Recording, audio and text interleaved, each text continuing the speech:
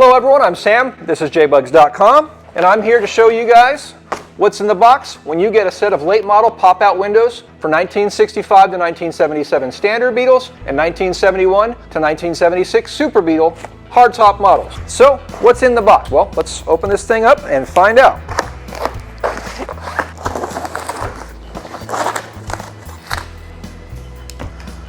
So in the box, we've got another box. This box contains the left and right pop-out latches, pop-out hinge covers in off-white and in black. We've got hardware containing of screws for the quarter window hinge to the body, for the quarter window hinge covers to the body, and the screws that hold the latches to the body. Put all that aside and take a look at the pop-out windows themselves.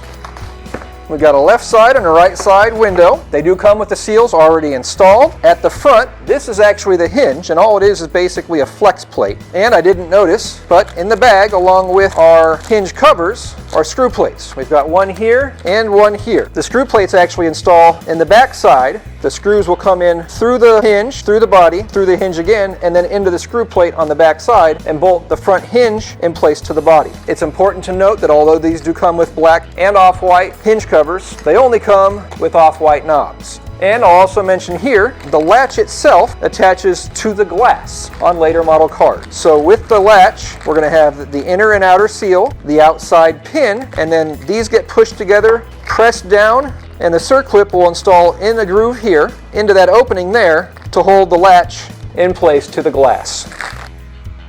So looking at the pop-out itself, we've got a nice bright finish on the aluminum frame. Again, I noted that the seals are both installed, the inside seal and the outside seal. So short of installing the latch onto the glass assemblies are all ready to go.